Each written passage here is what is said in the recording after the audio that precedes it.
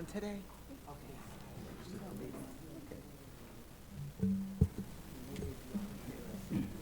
Good morning, Happy New Year, and welcome to the first Audit Committee meeting of 2023. Joyce, would you do the roll call, please?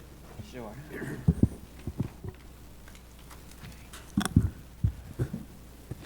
David Talley, Here. Tammy McDonald, Alyssa Devon, Here. Michael Dixon, Here. Mark Bymaster, I know he's absent, Kathleen Weigel, she's absent, Leandre Camel. Here. We have quorum. Great. Okay, let's start, as we always do, with introductions, and we'll start down with Blair. Blair Littlejohn from the Office of General Counsel. Heather Frederick, Chief Financial Officer. Glenda Sheffield, Chief Academic Officer. Nicole Ng, IG Office. Randy, before we get to you, we're going to go to the back, so, Bob? Office of Inspector General. Valerie Mioris, Director of Athletics. Siri Anderson, your technical manager. Heidi Smith, the IT office. John Humphrey, Director of IT and Finance. Ernie Steinhoff, IT office. Now, Randy. Randy Law, IG's office. Dave Talley, Audit Committee. Teresa Michael, Inspector General. Carrie High, Counsel for Inspector General. Joyce Edison, Executive Assistant. Michael Dixon, Audit Committee. Leandre Camel, Audit Committee. Erica Rieger, Chief of Human Resources. Gene Borno with RSM. Okay, in the back. Tina Daniels, Office of Inspector General. Shane Circle, Transportation. Great. Again, thank you all for coming. We'll start the meeting off by, I need a motion to approve the agenda. I'll make a motion to approve the agenda. Is there a second? Second. All in favor? All opposed? Passed unanimously. Now take a minute, if you like, and look over the minutes of the November 18th, 2022 minutes, and after you've had a chance to review those, I would accept a motion to approve.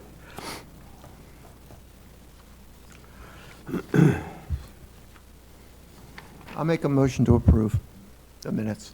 Leandre second. Second. Discussion? All in favor? All opposed? Passed unanimously. Are there any public comments? Hearing none, we'll go to item 4, the Inspector General update. Terry? All right, good morning. It's that time of year again where I get to be evaluated by both the Audit Committee and the Board. Such fun. This year, I think I've done a better job on putting the documentation together and presenting everything. In your packet, you'll see a memo that kind of explains what we're doing and the different printouts and all of the documents that you're given. You'll also find the sample of the evaluation form. Next, Joyce. This is the actual evaluation form that you'll have to fill out. And each one of those is the different questions, and it correlates to the documentation we provided. Now, this evaluation form, you can either fill out online, you'll be getting a link, or you could fill this one out, scan it, send it back, or fill it out and drop it off. I'm looking to hopefully have this back in 2 weeks, if possible. If you all could do that, I appreciate it. The next form, this is my actual self-evaluation. And you'll see each performance measure, there's a number, and just below it, it gives the evaluation question that this is in response to. On the next column, you'll see what I've stated. You know, we've committed 8 audit committee meetings, 39 reports. And then the attachment, which is that big book that you were given, that's the supporting documents. And where possible, I've listed the page number or the chapter number where we can, and that's where the supporting documentation you'll find to support what my self-evaluation is. So, are there any questions? Yeah, I have a couple, just a brief administrative question. To email it back, we have to go onto this site to email back, or can we just scan it and email it somewhere else? Yes. In the memo, it says that you can scan it and email it back to either Joyce or to myself. Okay, what's the email address? Joyce Edison Is that address? Yes, Okay, yep, and then Joyce will input it into the fine, the fine, database. fine. So I will not be seeing any of them. Right.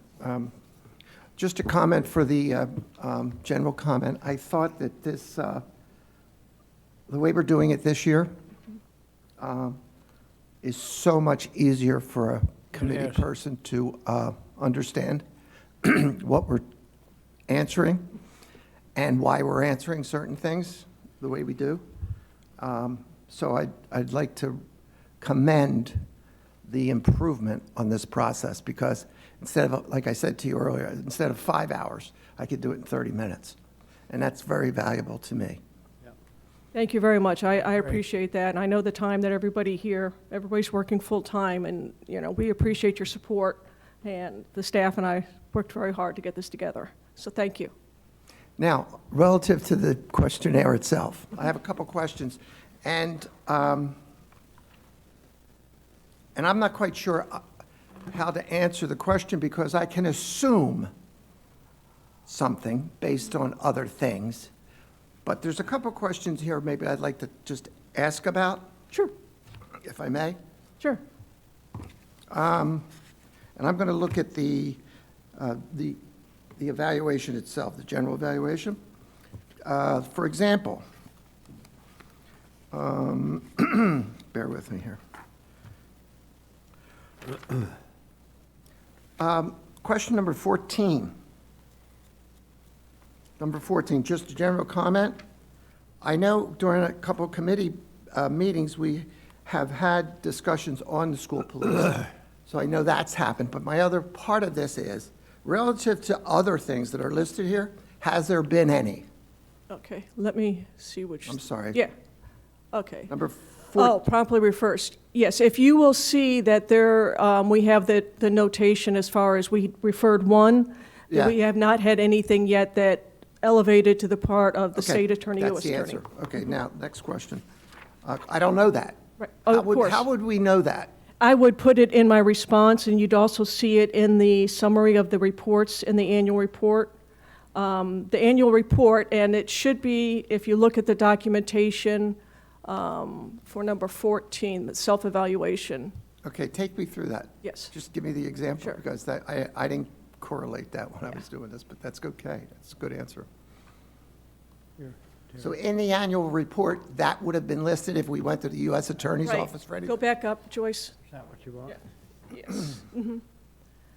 Oh, and your more. self-evaluation, not the Oh, annual there you go. report. Go down. You want the one that says evaluation question number 14, Joyce. So that's there. Okay, this one right there. Yeah. Go ahead. All right, if you see one referral was made to external entities involving illegal acts, and then you'll see down at the bottom, see attachment number 2, page 19 of the OIG annual report. That's where it lists where we've done the referrals. Got it. Thank you.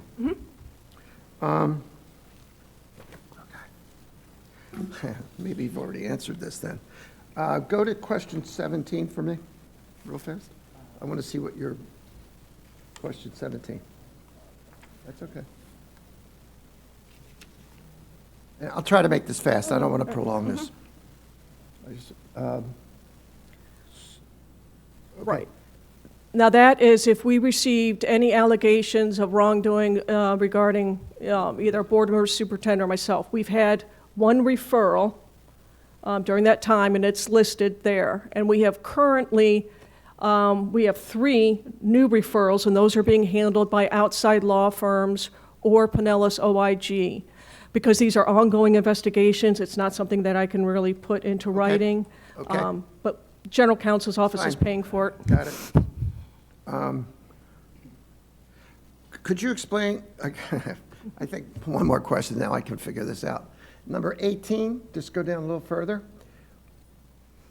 I would assume that this is being done, and it's probably fine, but how do I know? Look at the All self-evaluation right, for number forget 18. it. Okay, that's the answer. Okay, I'm done. I'm done, thank you. I'm done. I appreciate that. Yeah. I just got this like a day ago, so I didn't get all the pieces together, but now it's really better. One of the For me. things that, Thank you. we just went through both accreditation and our peer review. And part of going through the accreditation and peer review is that they are going to look at our policies, our procedures, and make sure that we're in compliance. They will also look at to make sure that we're following all auditing standards within the Yellow Book. So when they presented their peer evaluation, as well as when the CFA reaccredited us, they're essentially saying that we have followed everything that we're supposed to, and they found no instances of noncompliance. So that's an outside entity that just came in March, and they looked at the previous 3 years to say that they found no issues, that we have not followed our own policies and procedures. So that also gives a reassurance. And those letters and reports from both those peer review and accreditation are attached. Thank you very much. Sure. I'm finished with my question. Just Comment. a point of information, Mr. Chairman. Yes. Mr. Barbieri is now in attendance. He's on the video call now. Just, he asked me to share that with the committee. Any other questions on my evaluation? Thank you very much. Okay. No other questions or comments? If not, we'll go on to item number 5, audit reports. The first is audits of supplemental payroll procedures. Who's going to handle that? And that's Randy? Nicole from the audit. Oh, Nicole, okay, good. Good morning. My name is Nicole Ng, and I will be presenting the results of my audit on supplement payroll procedures. The objectives of this audit were to assess the adequacy of procedures for approving and processing supplement payrolls, and to determine the extent of compliance with school board policy and collective bargaining agreements for selected supplements. This audit produced the following 5 conclusions. 1, assignment and approval of year-round and seasonal supplements at schools need improvement. 2, PeopleSoft access and approval of supplements need improvement. 3, procedural and automated system controls for athletic supplements were not effective. 4, we found overpayment of advanced degree supplements to free sample employees. And 5, inconsistent practice for approving advanced degree supplements. So, what is a supplement? A supplement is an additional compensation for employees who perform service beyond their regular duties, possess an advanced academic degree beyond the job requirement, or working in the GATE area.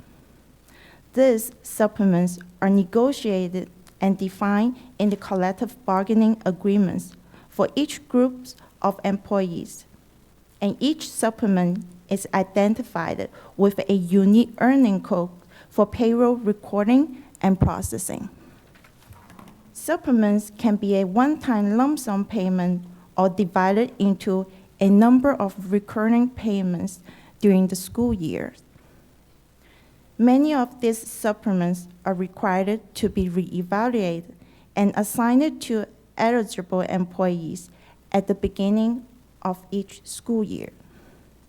Certain supplements, such as advanced degree supplements, remain with the employees as long as they stay at their current position.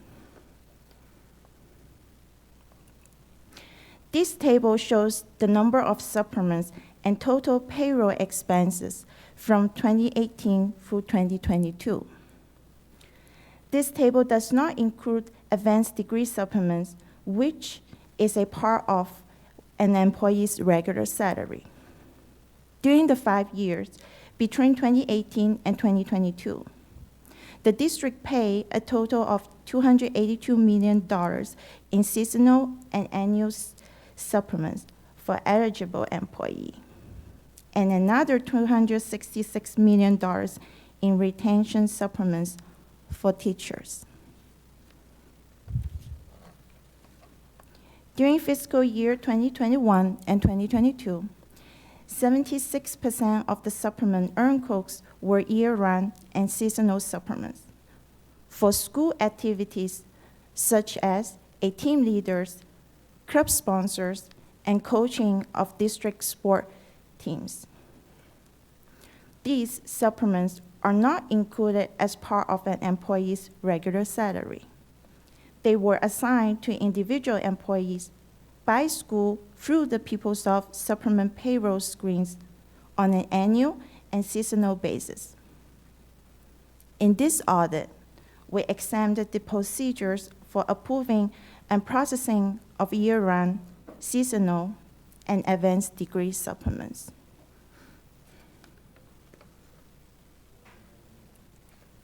The first conclusion is the procedures for assigning, approving year-round and seasonal supplement as schools need improvement. During the audit, we surveyed the supplement approval procedures at 19 sample schools. Our interviews of school staff and review of documentation found that the list of employees recommended for conducting the supplement eligible activities were not always approved by the principal, as some schools, instead, they were approved by other staff such as athletic directors and/or assistant principals. Only 4 schools maintained the principal's approved supplement assignment listing for record keeping. 15 schools did not maintain any records documenting the principal's approval. We also noted inconsistency at the school sites as to how the activities were documented. At some schools, individual club sponsors and/or coaches maintained their own documentation, while other schools did not maintain any documentation at all. With no supporting documents for supplements payments, there is a zero assurance that supplements were appropriately paid to employees who actually perform the extra responsibilities. As an example, while middle school was retrieving the supplement records for our review, they found 1 employee who did not perform the duties for supplement but was paid $1,809 supplement by mistake. The school informed the accounting department and the overpayment was recouped during the audit.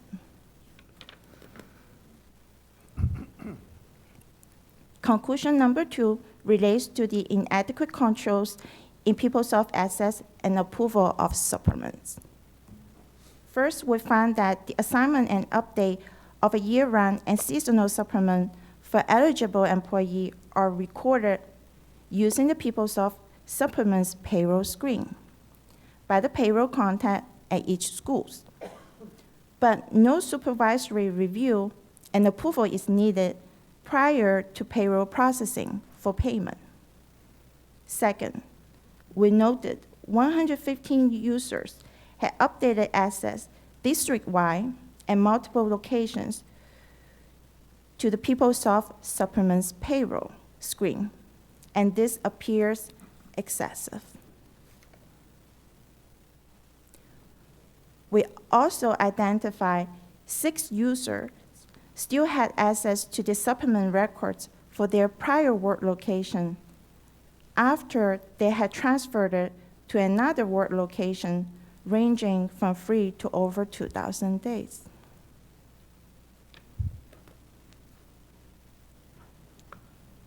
Next, the procedures and automated system controls for athletic supplements were not effective.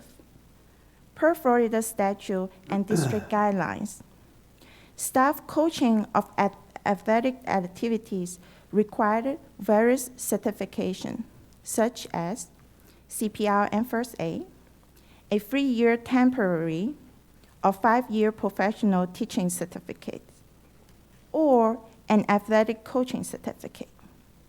According to staff, the PeopleSoft system has a built-in control to reject supplement assignment to employees who do not meet the required qualification.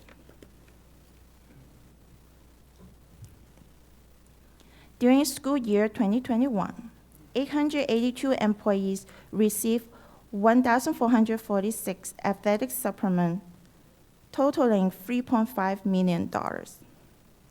We reviewed the PeopleSoft certification records for these 882 employees and found 139 employees, or 16 of them, did not have all the required certification, including 3 employees coached 3 athletic activities but did not have the required teaching or coaching certification. 138 employees coached 237 athletic activities with expired certificates or certificates that did not cover the entire activity period. These 139 employees received a 238 athletic supplements totaling over $500,000. Since 16% of the employees we sampled did not have the required certification, but were still able to receive athletic supplement, this indicates that PeopleSoft online verification was not effective. To verify the accuracy of the certification record maintained in PeopleSoft, we randomly selected 80 sample employees for detailed examinations. 68 employees' CPR and first aid certificates were not maintained in the ImageCrest system. Therefore, we could not verify the accuracy of the certification dates recorded in PeopleSoft. Based on the PeopleSoft record and the available ImageCrest records, we found 15 employees had incomplete or expired certification, and 5 employees only had a district vocational certificate.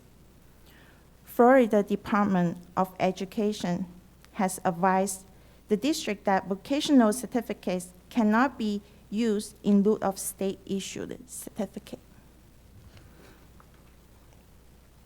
We also noted that 4 employees were paid a supplement for an entire season, but they were not employed by the district and fully cleared to work until the activity had ended or were hired and cleared in the middle of the season.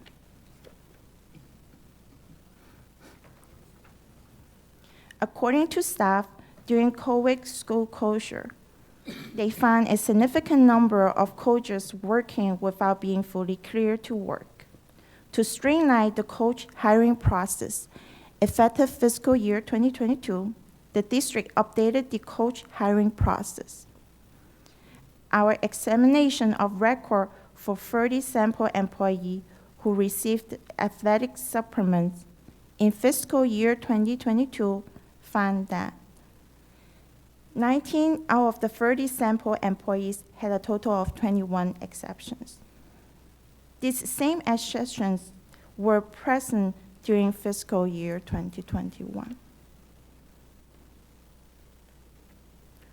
Although we note that some improvement was made in maintaining the certification records in the personnel file, non-compliance still exists after the implementation of the new procedures.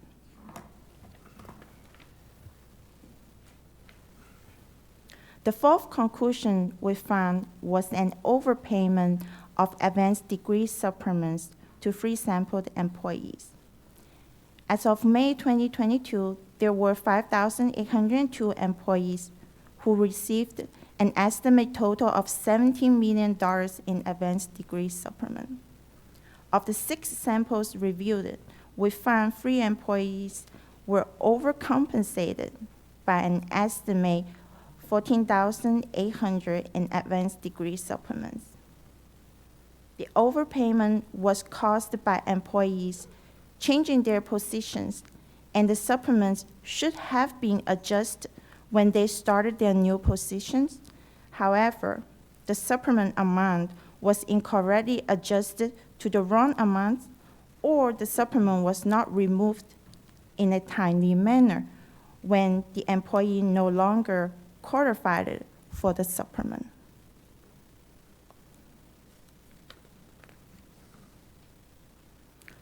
Our final conclusion of this audit relates to the inconsistent practices for approving advanced degree supplements. District guidelines and collective bargaining agreements require employees to submit a college transcript when applying for advanced degree supplements. Our review finds that free school police officers who received advanced degree supplements did not have the required college transcript maintained in their personnel files. The supplements were supported by a memorandum from the chief of school police or an email from the administrative assistant to the chief of school police without CC the chief.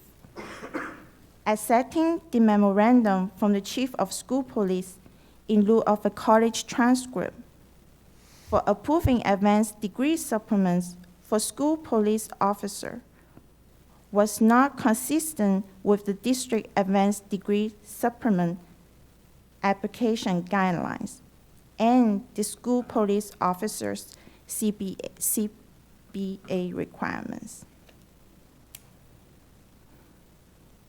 And that concludes our report. Okay, committee members, any questions of Nicole?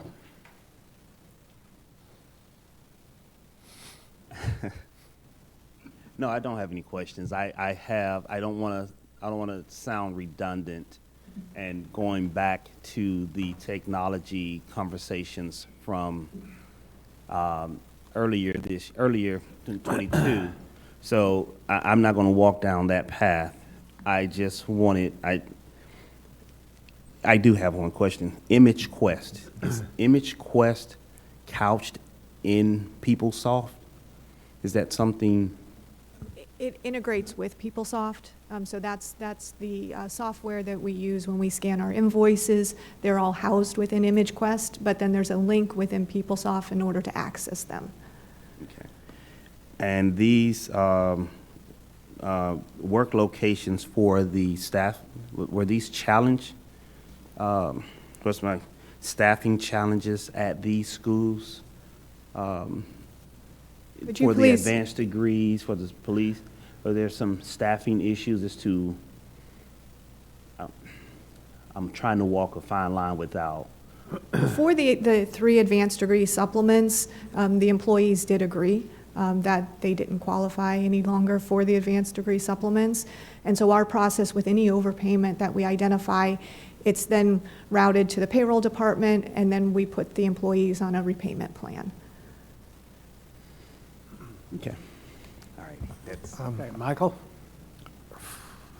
Well, I concur that we're circling back again to our systems, number one, and I'm still not, I read all the different interactions here, and but I just have a question to you, Ms. Michael. What do you think about this? What do you think about this report? The report was done well. That's not what I'm talking about, but what it's telling us.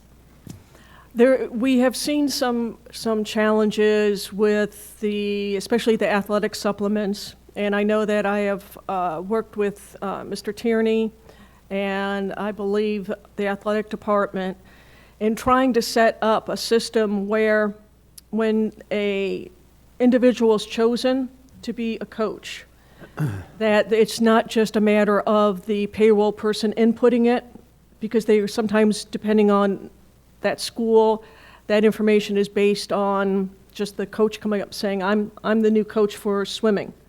And the payroll person is going to input it because that's their directive. The problems that we've seen with both investigations and audits is that there's no verification. And some of the coaches, and I use that term loosely, were a matter of they were advising the assistant coach or they were filling out forms. So my suggestion to the district was to do basically a form similar to what we do for TDEs, where it gives a job, TDE? What is temporary duty elsewhere or leave request or anything. Okay, thank you. Is that it gives a job description so that the coach knows what their responsibilities are. Because right now, there's some coaches that don't realize, that they have to do that. If they do fundraising, they have to follow policies, that they have to keep records as to attendance and different things. To give a position description, and that the person that's doing the coaching acknowledge that they are going to do that job. Because we've had some people receive payments and say, I never signed up for that. I didn't even realize I was getting paid for that. It then goes to the head coach or the athletic director who signs off, and then goes to the principal for final approval before it's inputted into the system. That way the principal isn't solely relying on one person. Because there's so many coaches, so many clubs, that principal, there's no way they can know how many people. Well, this report goes way beyond just coaches, doesn't it? Yes. Well, if I could provide Guidance? some guidance, some context, and go back to how many supplements we have, the amount that we paid out of $70 million, and the amount of errors that were actually identified was very insignificant. And I do believe that, we do agree that we need to have a more formalized approach for the principal approval, and that we're working on right now within the ERP system. We have approval of all payroll, and it gets routed, and it's a very formalized process, but the supplements are outside of that process because it has to be assigned to an individual, and so that's why it bypassed the process we have built for our normal payroll. And so, yes, the principal is... How do you bring that together, Heather? How are we doing that? How do you bring that together then, if it's not part of your payroll, but it is part of your payroll? Because it's an upload process. It's an upload process instead of being entered as normal time because it's a supplement. So this supplement just gets uploaded into your base payroll system. Correct, and then... Which we're seeing with lots of issues in verifications. I would say that... Credentialing and things like that. It was more that most of the issues were related to the schools not maintaining the documentation of the principal approval. So now we're going to maintain that within PeopleSoft. But we didn't get principal approval on a lot of that stuff either, right? Not only was it record keeping, it was, the process wasn't there. Am I reading that right? With both. It was a combination of both. Okay, But I both. think most of the inefficiencies and errors identified were related to the schools not maintaining the documentation of the principal approval, or the principal relying on and delegating their authority to other individuals. And so that's why we want to make sure going forward it's going to be routed within the ERP system, just like all other payroll, so we have a formalized approval from the principal. We're also going to update our instructions and make them more clear each year, not just assuming that the principals know that it's part of their job duties to review the supplements. We've had a lot of turnover in the principal ranks over the past couple years, and so there was too much of assumption that they knew what to do. So now we're going to have instructions to the principals before the release of those supplement screens so that they understand what those expectations are. And along with the athletics, I think that goes to show that we can't just have something systematic within the system. We have to have some human intervention, because what was in PeopleSoft, it didn't know that the certifications weren't actually there. So what we're doing is we're adding an additional procedure with the form that it's being completed, which was recommended by the IG, so that e-form was created. But now the last stop of that e-form is going to be within the HR department for them to verify that all of those certifications are actually there, complete and accurate. And the mitigating control that we have over this is that if a coach is hired before they're supposed to be hired, they can't get paid until we put them in the system. And so we'll verify at the time of payment that they have all of those certifications. So you see much more improvement being established. That's what you're telling us right now, right? I do. It was Okay. more along the lines of the documentation not being maintained in the ERP system, and we will have that by next fiscal year. Sometime during the next fiscal year. We're working through that right now, and so that is one of the priorities. Perfect. thank you. I have a question on the exhibit table 1. What happened in the year 2020? Could you explain to me? Is that like a labor issue that just started, particularly with respect to retention supplement being paid? $90 million, and we didn't have it in 19 and 18. What happened there? Is that a new contract or something? Well, I thought those 3 years were pretty consistent. Then we had a drop because of COVID. Could you go back to table 1, please? I'm trying to not reading find it it. properly then.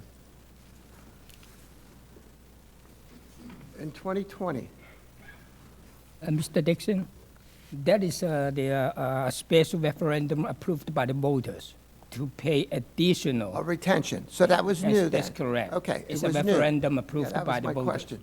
And then the second question on this, I know 2021, we weren't in school, I guess. Well, that was COVID. Right. And so a lot of the supplements were not paid out. Were they doubled up in 22? No, What happened? in There. 2022, I believe we did add some additional, each year we bargain with our bargaining groups, and I believe there was an additional supplement that was added to some employee groups, but I could get an answer and bring that back to you. Yeah, I'm just wondering, how does that compare to a budget you might have had? $70 million from 37 the year before. I know you don't know that answer off the top of your Well, head. 37 was an anomaly because of COVID. Okay. Normally, it's around the 60 million. Oh, okay. So really, the difference is about 10. And so I would, 15%. but that is something, like I said, that we bargain. Supplements are something that we bargain each year, and that there was a time where we were increasing the supplements a certain percentage each year. And like I said, there's also years where we add additional supplements as part of the bargaining process. Got it. Thank you. Thank you. Any further questions? I have one more comment. I'd like to see this come back to us. We will be doing a presentation on quarterly basis of all follow-ups where we are on that, and that's something you're going to see today as well. So we can also make sure that we schedule this to come back. Okay. Great. Any further questions Thank or you. comments? If not, I'll entertain a motion to approve the report. DeAndre moves to approve the report. Is there a second? I'll second. Discussion? All in favor?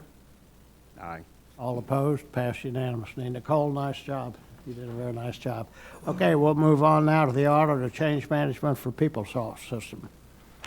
Who's going to handle that? I have no idea. Good morning. My name is Ellen Steinhoff, and this is about the change management for PeopleSoft system. And some of the objectives for this audit were to ensure that there were adequate change management procedures in place, and that any changes to the PeopleSoft system were authorized, tested, documented, and reviewed prior to being moved to production.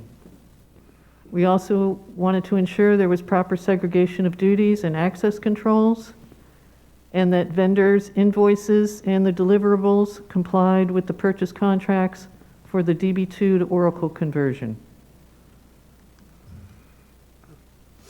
This lists some of our findings, which we'll discuss in a minute.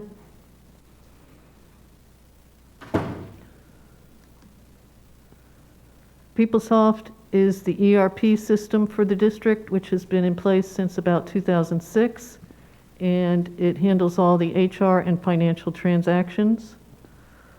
For PeopleSoft Change Control, there are 4 environments, copies of the database and software. They are development, test, quality assurance, and production. The overall process for updating software to production involves the developer, IT, modifying or creating the software, it being tested by IT and accepted by the end user and tested by the end user. Then the ERP department submits a request for change in the e-support system, which notifies the change advisory board, which is made up of business and IT professionals, that they need to review this change in their weekly meetings and determine if there's any negative impact. If not, the system administrator is authorized to move it to production. Here we have some of the changes that were completed for PeopleSoft. There were 487 in fiscal year 2021 and 525 in 2022, according to Bugzilla. And the first comment regards change management procedures to determine if they were adequate for promoting any changes to PeopleSoft. And we determined that they were exceptional. However, they needed to be codified into a procedures manual.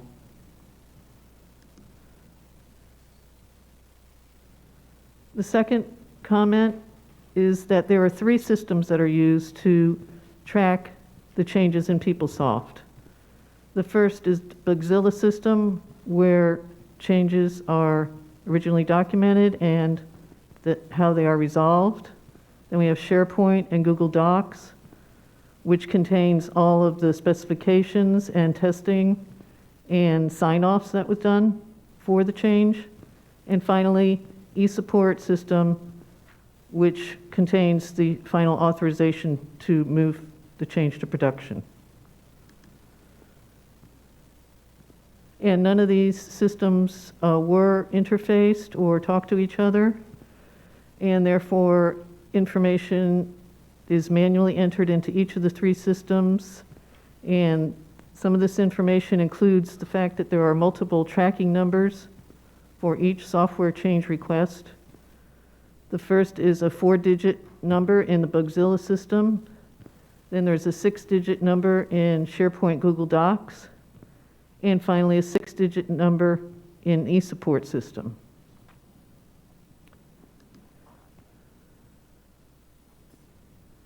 We also reviewed general IT controls, including access controls, such as PeopleSoft tools, the data mover, and application designer. And we concluded that the controls were adequate, and also that the procedures for backup of Bugzilla, eSupport, and the SharePoint were also sufficient. However, there were 2 Bugzilla IDs that were not removed timely.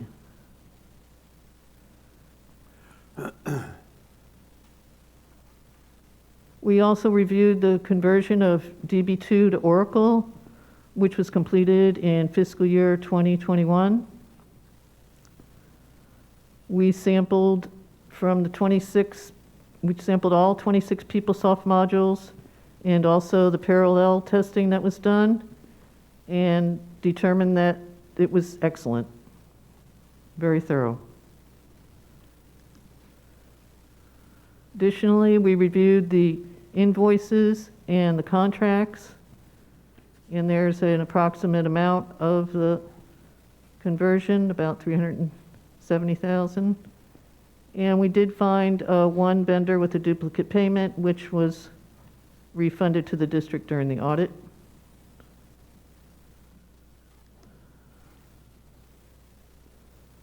Additionally, we reviewed 15 PeopleSoft changes during fiscal year 21 and 22, and we concluded that the specifications and testing and sign-offs and authorizations were all very good. Finally, we have the emergency software changes did appear excessive. However, this may be due to the fact that there's a one-day weekly maintenance schedule, and anything performed outside of that day is automatically classified as emergency. So therefore, it is very difficult to determine what is an actual emergency of any software moved to production. Even though it receives review, it'd be difficult to recognize it, and usually that requires an extra review. Management was presented with the findings and have taken appropriate action, including research for any applications that may be available to eliminate the need for the multiple change management systems. And we'd like to thank ERP and IT and commend them for a successful conversion from DB2 to Oracle, and also for the successful hundreds of PeopleSoft changes they perform each year. And that's it. Okay, questions or comments? Just a question, what is, when you said that you have a once a week and then there's an emergency, what's the difference? Is that a cost issue? What? No, it's more of the fact if something was moved in the middle of the night and it would be difficult to determine which one of those changes was the emergency that was moved during the middle of the night and perform the review to ensure that it was correct and accurate. And then I can expand on that as well, is that we have the normal process. We're always implementing and trying to improve the system. It's ongoing. We're never going to be at the point where we say, PeopleSoft is where we want it, and we can't make it any better. It's always, it's an ongoing improvement process. So we have planned implementations where things are going to be rolled in, and that's once a week. But there are things that come up.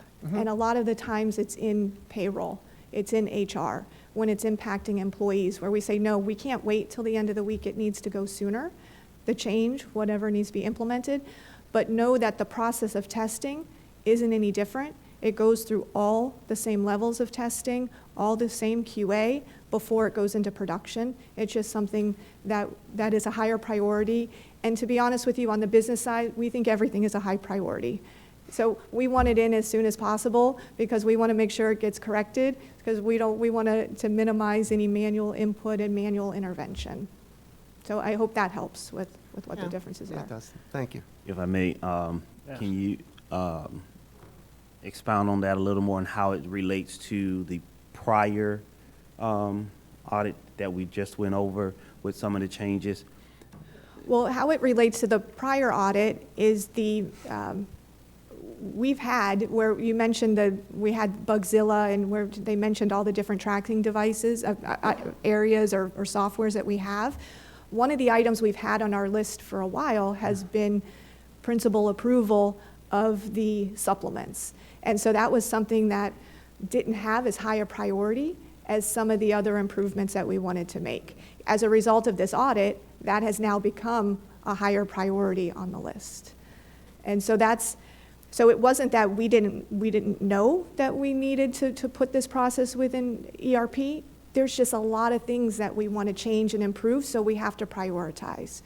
And so this audit just highlighted that it's more of a priority, and we should have made it more of a priority than what we did.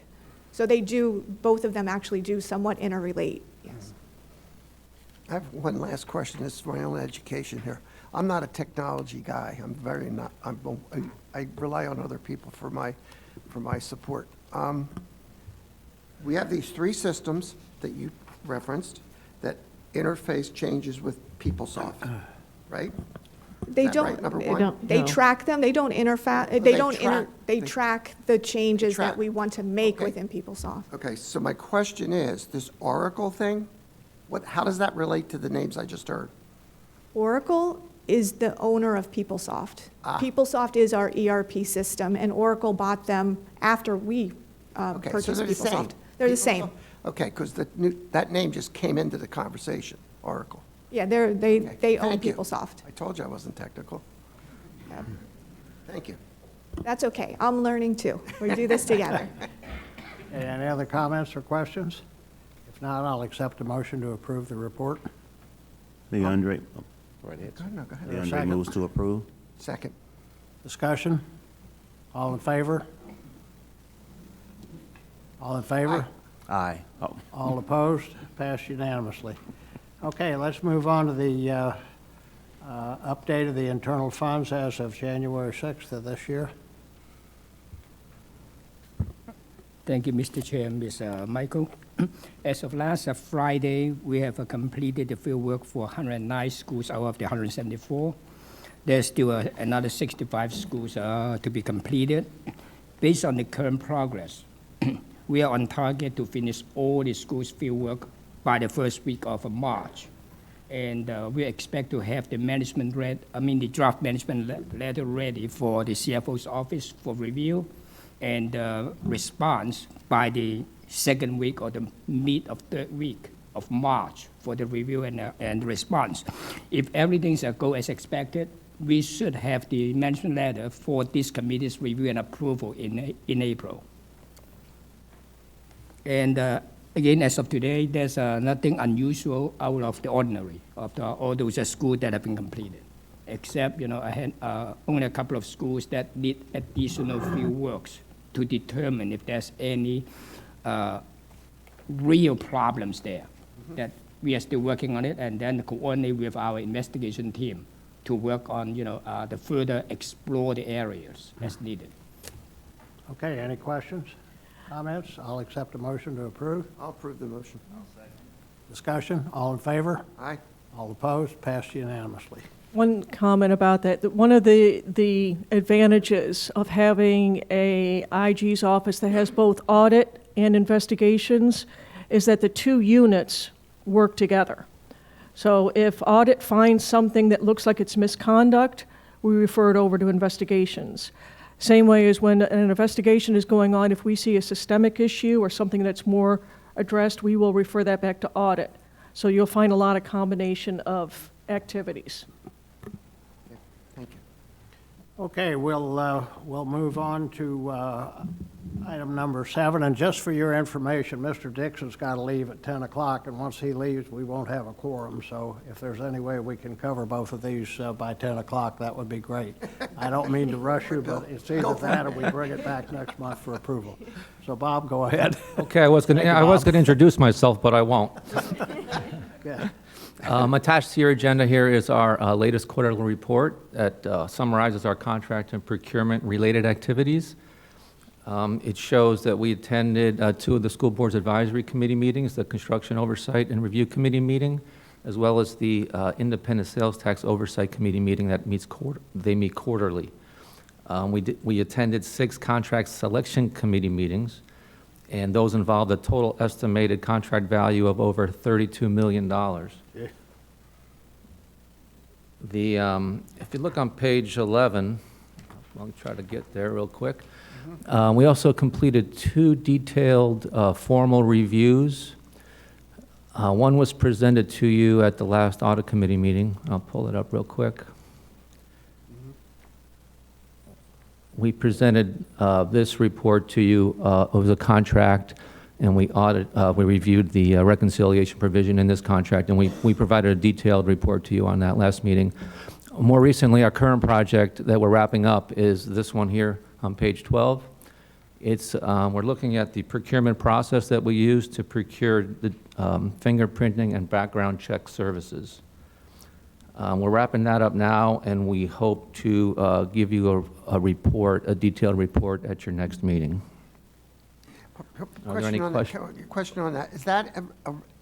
Was that in the plan, this particular service, or was that as a result of some of the issues that we found about 3 meetings ago with respect to new employees and stuff? This was a result of information we received, initially started from public comments at a school board meeting. And it caught our attention and caught Ms. Michael's attention. So we decided to look into what the public was saying about this process. Is this for the police department? No. Or is this for the school? No, it's for employees and contractors. Employees and contractors. It was the contract where the district piggybacked off a contract for fingerprinting and background services prior to the start of the school year. And so there was a vendor, a minority vendor, who came to a board meeting, and he didn't feel like he had equal access to participate in the bid. Okay. Okay, thank you. Thank you. Any other questions? Bob, I'm sorry, are you finished? Or? I am. Okay. Any other questions or comments? If not, I'll accept a motion to approve. I'll motion to approve. Discussion, all in favor, all opposed, passed unanimously. Okay, let's move on to item 7.2, audits, investigations, and reviews with outstanding recommendations. Another one of our responsibilities is we follow up on corrective actions taken by management to address findings and recommendations from our prior audits, investigations, and reviews. Approximately 6 months after the report is issued, we ask management to provide us an update on the corrective action they have taken to correct previously reported deficiencies. Over the past 4 years, we've followed up on over 200 recommendations to determine if the planned corrective actions were implemented. The spreadsheet here on your agenda summarizes those recommendations that have been open for longer than 6 months. It shows there's a total of 11 that are in the process of being implemented. We provided a brief status, the current status of each of those. It might not be current because we don't monitor this on a daily basis. You know, about every month or so, we try to get updates from management on these. We monitor these, like I said, once a month, and we continue to do that until the action has been implemented.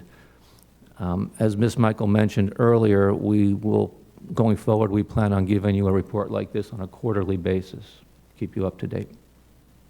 Is that what you just mentioned when I asked about bringing this Correct. back? It's going to go Yes. into this, that's how we're going to keep track of it? All right. Yes, and also if there's anything like the background screening unit where we brought them back for a presentation, we'll do that for the same as that previous one. But you'll also see the update on each individual recommendation and how it's going, if it's been implemented or not. Thank you. Any questions or comments? If not, I'll entertain a motion to approve. I'll motion to approve. Discussion, all in favor, all Aye. opposed, passed unanimously. Michael, we did it before you had to leave. I appreciate it, sir. Okay, next item for your information are investigative reports. These all were previously sent to you by Joyce. In terms of general comments, again, please, the evaluations are due 2 weeks from today, which would be the 27th. And I will also remind you that next month the meeting will not be at 9 o'clock, it will be at 10 o'clock, right here in this same room. So that's just a reminder. Are there any other comments coming before the board? One comment, Yes. Mr. Chair. I do appreciate staff, and I do see the improvements taking place, so thank you all for that. I know we ask a lot of questions, and I probably make some faces, but I do see the improvements taking place, and the recommendations from the committee are being addressed. So I just wanted to say thank you for that, and let you all know I do see it, and I recognize it, and I appreciate it. And personally. I want to thank you for your comments, because we do take them. And like I said, you know, some of these items have been on our list, and we didn't think it was as much of a priority. We didn't rate it as high of a priority as we should have. So we appreciate working with the Inspector General and all the feedback that they provide along the way, and we appreciate the committee. You know, thank you. Heather, I want to commend you. You are a wealth of knowledge. I don't know where you hold it all, but anyway, congratulations. I've been here a long time. I know you It's have. been over 15 years, that's why. Okay, are there any other comments? If not, I'll entertain a motion to adjourn. I'll make a motion to adjourn. Okay, meeting adjourned. Thank you all. Again, next month, 10 o'clock.